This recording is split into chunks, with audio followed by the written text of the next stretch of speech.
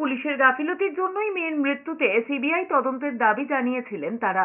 এমনই বিস্ফোরক মন্তব্য করেছেন আরজি করের নির্যাতিতার বাবা। তরুণী চিকিৎসককে ধর্ষণ এবং খুনের ঘটনায় ইতিমধ্যেই উত্তাল গোটা দেশ। নিহত ছাত্রীর বাবা মা তাদের মেয়ের ওপর অতিরিক্ত কাজের চাপের অভিযোগ তুলেছেন। এবার নির্যাতিতার বাবা অভিযোগ করেছেন পুরো ডিপার্টমেন্টের জন্য দায়ী। ঘটনার পর থেকে 8 থেকে 9 দিন কেটে গিয়েছে, একবারও কেউ কিন্তু যোগাযোগ করেননি।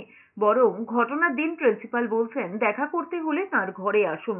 যে যারা আমরা কোনো কাউকে তালিকা দেইনি, ডিপার্টমেন্টের গাফিলতি না থাকবে। আজ পর্যন্ত ডিপার্টমেন্ট আমাদের সঙ্গে কোনো কথা বলেনি। আজকে 8-9 দিন হয়ে গেল ডিপার্টমেন্ট যাদের দায়িত্বে আমি মেয়েটাকে ওখানে পাঠিয়েছি তারা আমাদের সঙ্গে কথা বলেনি। উল্টে প্রিন্সিপাল বলছে আমার ঘরে আসতে হবে, আমার সঙ্গে কথা বলতে হবে। অন্যদিকে নির্যাতিতার মা জানিয়েছেন ঘটনার পরে অনেক চিকিৎসক তার বাড়ি এসেছেন, ফরেনসিকের ডাক্তাররা এসেছেন। সবাই জানিয়েছেন একার পক্ষে এই কাজ কখনোই সম্ভব নয়, ফলে অপরাধীদের গ্রেপ্তার করতেই হবে। তার মেয়ে আর হাসপাতালে যেতে চাইতো না, বলতো যা শিখতে সেখানে যাবেন, সবটা তো শেখা হয়ে গিয়েছে, কিন্তু এরপরেও যাচ্ছিল।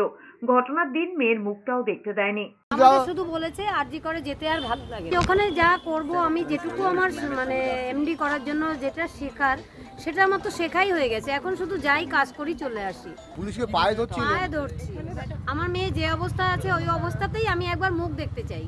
না, ওখানে তদন্ত চলছে, তদন্ত চলুক, আপনারা তো রয়েছেন, আমি টাচ করবো না, আমি জাস্ট একবার মেয়ের মুখটা দেখবো। তাও বলছে যেতে দেওয়া যাবে না।